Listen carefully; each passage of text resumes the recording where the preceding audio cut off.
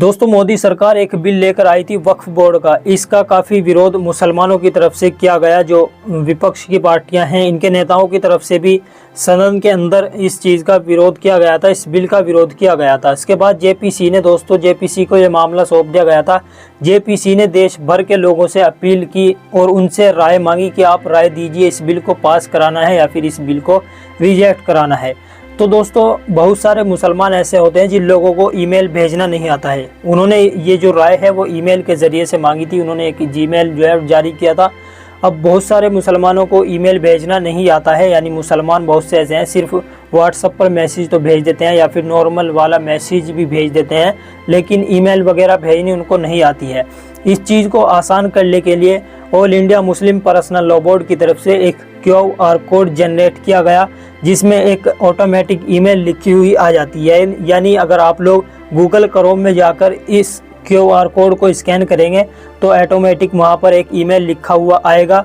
उसके बाद आप लोग नीचे जो ब्लू लाइन आएगी उस पर लिखा होगा ओपन जीमेल, और जैसे ही ओपन जीमेल करेंगे आप लोग, वहाँ पर आप लोगों के सामने वो सब लिखा हुआ आ जाएगा। उसके बाद आप लोग अपना नाम, एड्रेस वगैरह लिख के इसको सेंड कर सकते हैं। All India Muslim personal law board की तरफ से ये आसान किया गया उन लोगों के लिए ही जो लोग ईमेल वगैरह नहीं भेज सकते, जो लोग कम पढ़े लिखे होते हैं, उन लोगों के लिए ये आसान किया गया था।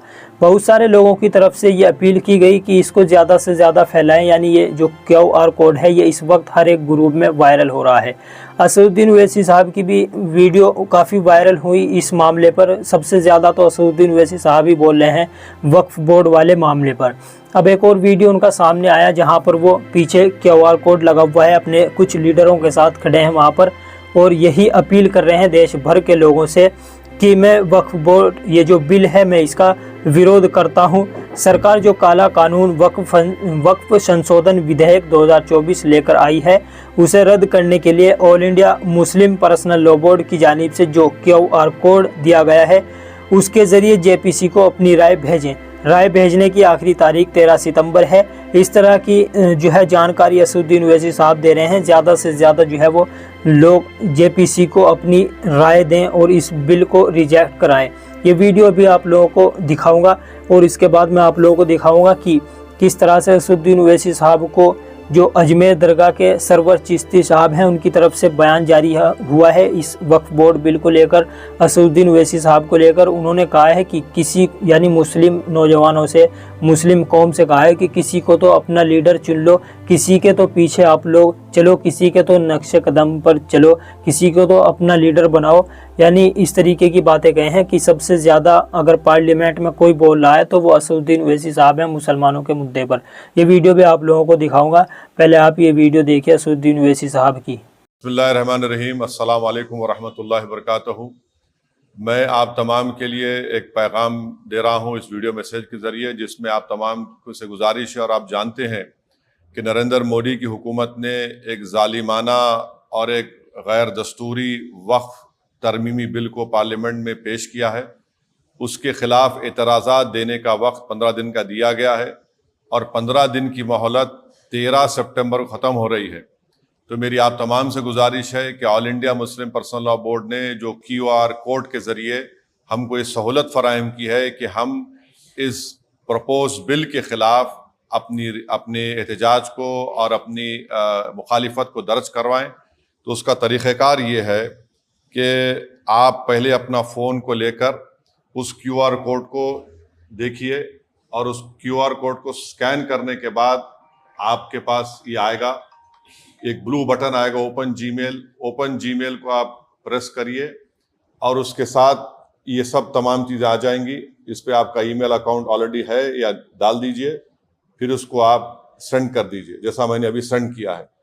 तो मेरी आप तमाम से गुजारिश है कि आप लोग, क्योंकि जुमे का दिन 13 तारीख आखिरी दिन है, तो मेरी आप तमाम से गुजारिश है कि आप इसको इस्तेमाल करें, बल्कि करोड़ों की तादाद में इस गलत क़ानून को जो हमारी वक्फ की जायदादों को छीनने के लिए नरेंद्र मोदी ने बनाया, हमारी मस्जिदों को, खानखाहों को, क़ब्रस्तानों को, हमारी ज़राअत की ज़मीन को छीनने के लिए बनाया। मेरी आप तमाम से गुजारिश है, चाहे वो मुतवल्ली हो, चाहे वो किसी ज़िम्मेदार हो कौम और मिल्लत के, आप अपना इस QR कोड के ज़रिए अपना एहतजाज और अपना रिजेक्शन इस बिल के लिए दर्ज करवाइए और मजलिस के तमाम MLAs इंशाअल्लाह जुमे के दिन अपने असम्बली हल्क़े-जात में जुमे की नमाज पढ़ेंगे और हैदराबाद के मुख्तलिफ मसाजिद के सामने ये QR कोड लगाया जाएगा और तमाम मुसल्लियान से और ख़ास तौर से मेरी माँ और बहनों से अपील है कि अपने घर में बैठकर बड़ी तादाद में मेरी माँ और बहनें इस काले कानून के खिलाफ इसका रिजेक्शन करें QR कोड के जरिए। बहुत बहुत शुक्रिया। सलाम।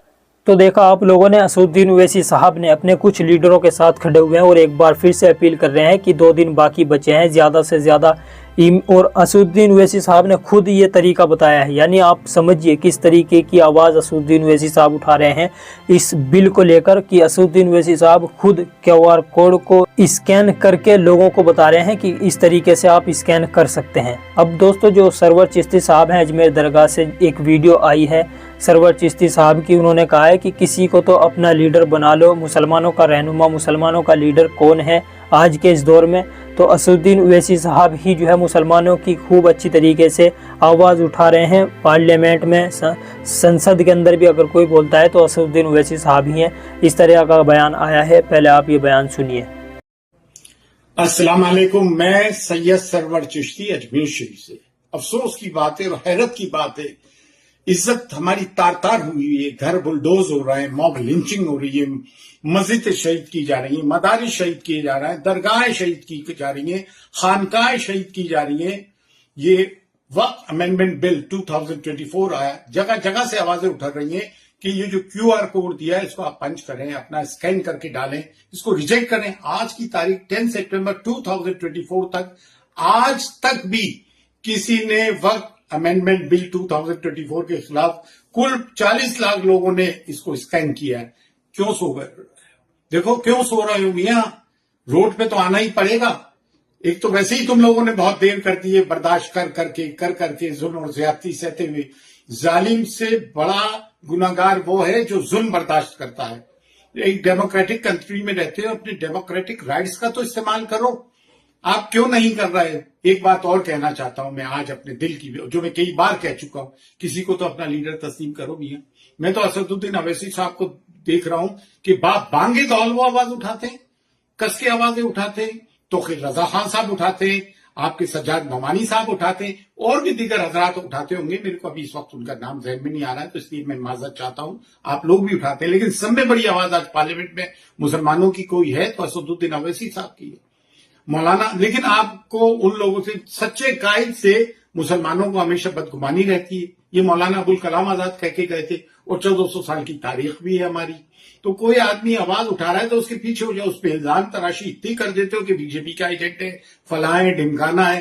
क्या किसी पॉलिटिकल पार्टी के लीडर को यह हक हासिल नहीं कि वो अपने कैंडिडेट्स खड़ा करे? अगर कोई कैंडिडेट्स खड़ा करता है तो आप कहते हो बीजेपी का नुमाइंदा है, वोट कटवा दिए। इनको वोट्स मिलते कितने हैं जो इनके कट जाने से कोई नॉन बीजेपी का कैंडिडेट हार जाएगा?